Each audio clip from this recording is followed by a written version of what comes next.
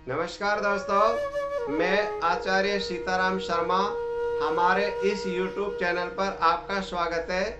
आज हम दोस्तों आपके लिए एक ऐसा उपाय लेके आ रहे हैं जिस उपाय को करने से आप हमेशा जो आपके ग्रह गोचर अनुकूल हो रहे हैं वो आपके प्रतिकूल हो जाएंगे और आप शुभ फल प्राप्त कर सकते हैं। यानी यदि आपका भवन, आपका निवास स्थान वास्तु सिद्धांत के विपरीत हो तो कुछ दैनिक दिनचर्या में परिवर्तन ला करके आप शुभ फल प्राप्त कर सकते हैं और अनिष्ट प्रभाव से आप बच सकते हैं।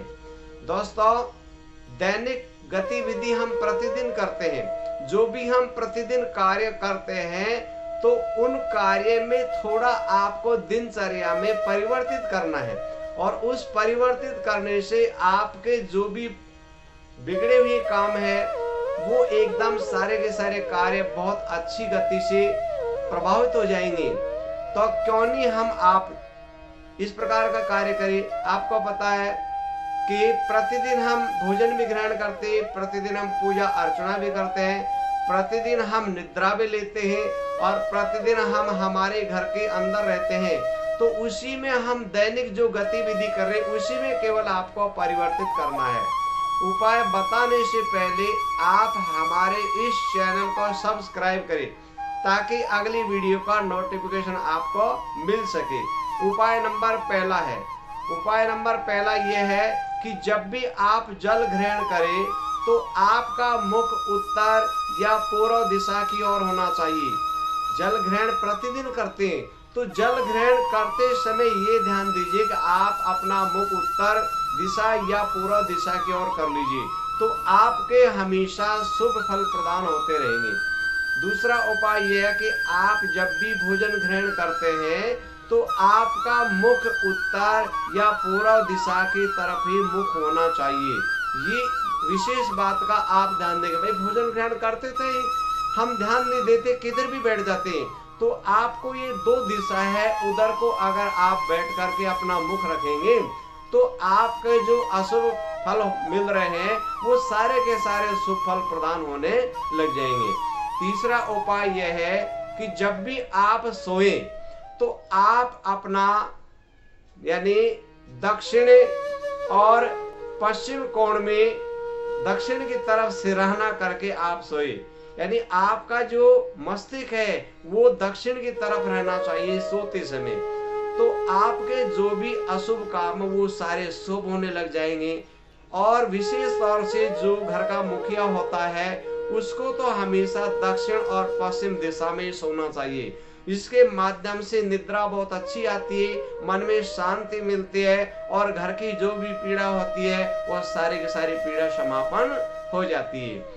चौथा उपाय यह है कि प्रतिदिन आप पूजा अर्चना हमेशा करते रहते हैं, तो आप जब भी पूजा अर्चना करें तो आप अपना मुख उत्तर दिशा या पूर्व की तरफ या पश्चिम दिशा की तरफ आसन लगा करके बैठ गए और भगवान के पूजा अर्चना करें। एक बात का विशेष ध्यान देना, आप हमेशा पूजा अर्चना ईशान कोण में बैठ करके करें। ईशान कोण किधर होता है? सूर्य भगवान जिधर उदय होता है उसका जो बायां हाथ होता है उस कोने की तरफ हमेशा ईशान कोण होता है। तो ईशान कोण में ही आप बैठ करके और भगवान की पूजा अर्चना नियमित रूप से करें।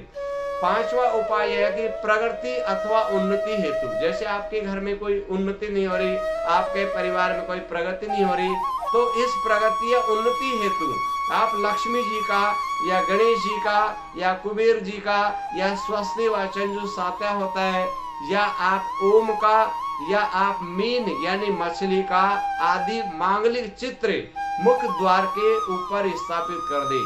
मार्केट में बाजार में ये सारी चीज आपको उपलब्ध हो जाएंगी। तो आप इन सामग्री में से कोई सी भी एक सामग्री ला करके और आपका जो मुख द्वार है उस द्वार के ऊपर आप स्थापित कर दें। छठा उपाय यह है कि रसोई का कार्य आप हमेशा अग्नि कोण में ही करें। आपको अग्नि कोण में भोजन प्रसादी जो भी बनाते वो अग्नि कोण में ही करें। यदि मान लीजिए रसोई गलत स्थान पर है तो आप अग्नि कोण में हमेशा प्रातः और सायंकाल दोनों टाइम एक बल्ब नियमित रूप से जलाते रहे। यानी प्रातः भी जलाए, कम से कम 1 घंटा जलना चाहिए, और सायंकाल के भी अग्निकोण में। तो आपका जो अग्निकोण यानी रसोई जो गलत दिशा में थी, तो वो आपको अग्निकोण में बल्ब जलाने से और अग्निकोण का जो दोष आपके घर में लग रहा है वो समापन हो जाएगा। 7वां नंबर ये है कि बीम के दोष। देखो दोस्तों, आजकल बीम जगह जगह बना लेते हैं, लेंटर डलते हैं, तो आदमी अपने मन मर्जी से कहीं पर भी वास्तु शास्त्र के अनुसार नहीं बना के और कैसे भी लेंटर में बीम डलवा देते हैं। तो बीम के दोष को शांत करने के लिए आप बीम को सीलिंग टाइल से ढक दे, और बीम के दोनों ओर, एक तरफ और दूसरी तरफ, दोनों तरफ बांस की बांसुरी लटका दे। आमने सामने बांसुरी होनी चाहिए, और बांस की बांसुरी होनी चाहिए, और किसी प्रकार की बांसुरी नहीं। ये आपको विशेष ध्यान देना है। क्यों? कि भगवान श्री कृष्ण जी ने बांस की ही बांसुरी बजाई थी, इसलिए महाभीम के दोनों तरफ आपको बांस की बांसुरी दरवाजे के वहां पर लटका दीजिए। और 8वां दोष है कि द्वार दोष। दोस्तों, द्वार दोष होता है वो बहुत ही खतरनाक होता है। घर का जो मुखिया होता है उसके लिए बहुत हानि प्रदान होती है। द्वार दोष को हमेशा दूर करवाना जरूरी है। तो द्वार दोष दूर करने हेतु अगर मान लीजिए आप शंख या सीप या समुद्री झाग और इस प्रकार के, या आपको तांबे की या सोने की तुस होते एक छोटे से, यानी थोड़ी सी, जैसे मान लीजिए कोई वो होता है तिनका होता है, उसके बराबर एक तुस बनवा लेते हैं।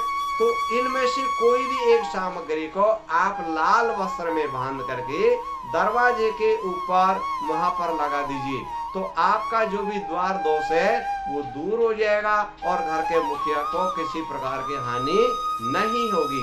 9वां उपाय है, घर के सभी प्रकार के वास्तु दोष दूर करने के लिए आप अपने मुख्य द्वार पर एक तरफ तुलसी जी का पौधा लगाएं और दूसरी तरफ केले का पौधा लगाएं।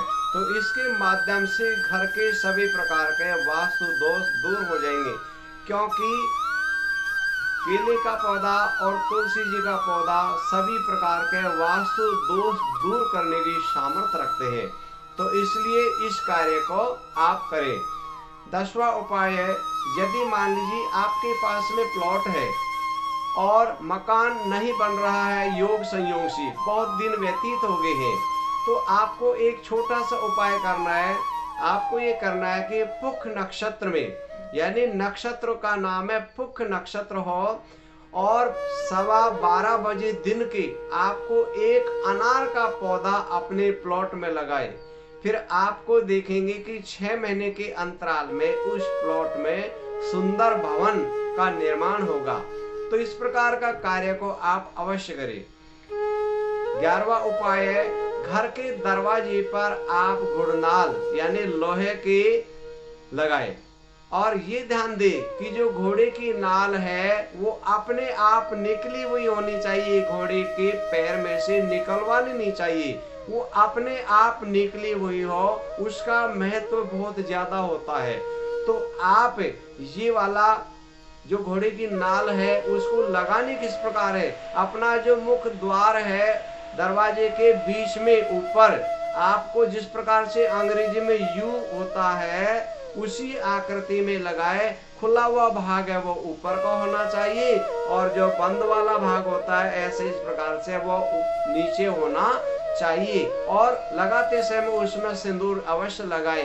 तो इस काम को आप अवश्य करें, और इन नियमों को अगर आप व्यवहार में लाएंगे तो आपके सुख समृद्धि की वृद्धि होगी। तो क्यों नहीं हम आप प्रतिदिन जो दिनचर्या करते हैं उसी गतिविधि में अगर हम थोड़ा सा परिवर्तन कर लेंगे तो हम शुभ फल प्राप्त कर सकते हैं, और हमारे जो अनिष्ट प्रभाव हो रहे हैं उन अनिष्ट प्रभाव से आसानी से बच सकते हैं। आप ये एक छोटा सा उपाय करिए, प्रतिदिन जो काम करते हो उसी में, फिर आप देखेंगे आपके धन संपदा की कोई कमी नहीं रहेगी, परिवार आरोग्यवान रहेगा, गुणवान रहेगा, सौभाग्यवान रहेगा, परिवार का मुखिया है वो एकदम तंदुरुस्त रहेगा। किसी प्रकार की मानसिक तनाव नहीं रहेगा और चारों ओर कीर्ति, यश, मान और सम्मान अपने आप ही फैलने लग जाएगा। तो दोस्तों, इस प्रकार का आप काम करेंगे तो आपको इसमें कोई लागत की बात नहीं है, इसमें किसी प्रकार का कोई खर्चा नहीं आ रहा, केवल प्रतिदिन जो काम कर रहे हैं उन्हीं कामों के नियमों में थोड़ा सा आपको परिवर्तन कर रहे हैं। तो क्यों नहीं थोड़ा सा हम परिवर्तन करके और हम हमारी लाइफ को चेंज कर दें। नमस्कार।